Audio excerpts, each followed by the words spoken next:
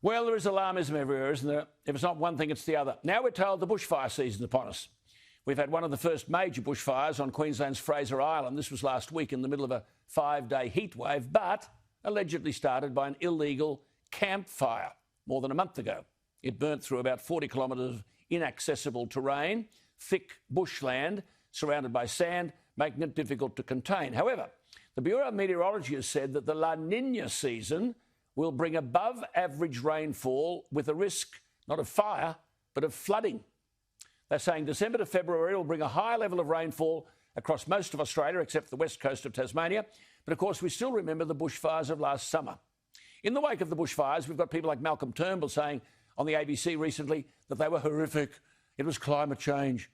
And then he told a lie when he said the News Corp attributed them to arsonists. And he called them unprecedented.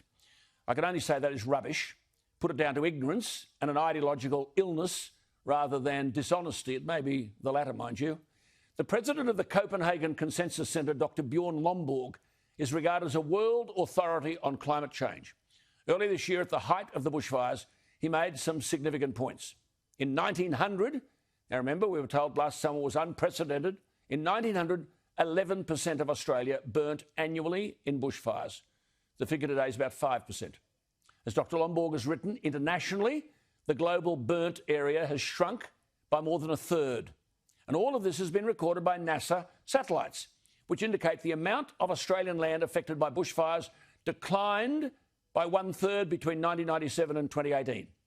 And Dr. Lomborg said in February, the fire season last summer saw less area burnt than in previous years.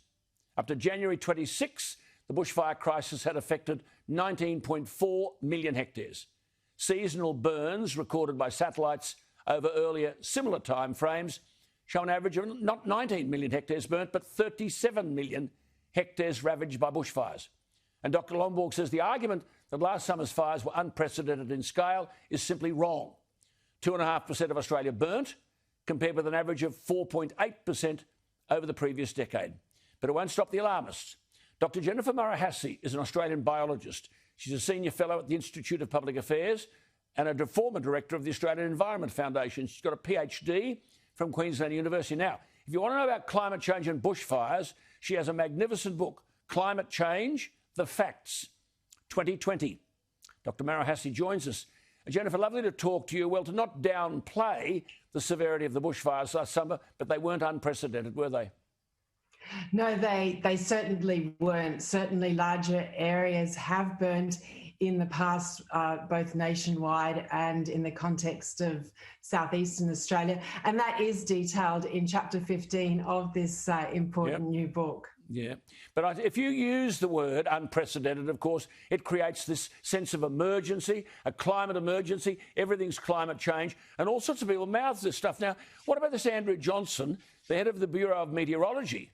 And he said earlier this year there is no doubt that climate change was having an impact on the bushfire season.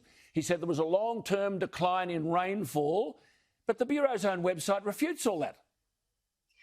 That's correct. So in this book, I explain in chapter 15, and I show the raw data. So if you start in 1974 or 1956, they were very wet years, and you go to the present, it would appear that rainfall's declining. But if you go back to the beginning of the record, the Bureau's record, 1900, we've actually got an increase in rainfall over that period.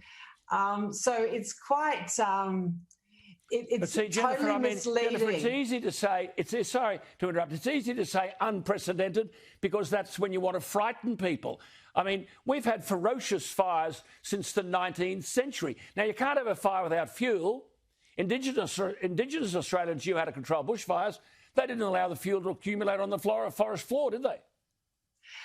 That's correct. I actually grew up on a cattle station in the Northern Territory, and my Indigenous friends would say that a wilderness is not a cause for fond nostalgia. It's a land without custodians. The first Australians, Aborigines, they know that it is important to manage the land, that how you manage it will depend on the incident of bushfires. So Bushfires are affected by temperature, but there's nothing unusual about the current rate or magnitude of temperature change. The climate's always changing. There's no decrease in rainfall. There's nothing unusual about recent droughts. Yep. And when it comes to fuel loads, there is more leaf litter on the floor in our eucalypt forests. Yeah. And but we could reduce that through more... You can't have a fire without fuel. You can't have a fire without fuel, can you? And we've got... Look, Jennifer dismantles this alarmism over bushfires. Congratulations, it's an outstanding book. It's Climate Change, The Facts 2020. And as you've just heard us say, there's a chapter on wildfires in Australia, 1851 to 2020. Now, the book is available. Climate Change, The Facts.org.au. Jennifer, thank you for your time. Lovely to talk to you, and thank you for the wonderful work you do. Climate Change, The Facts.org.au.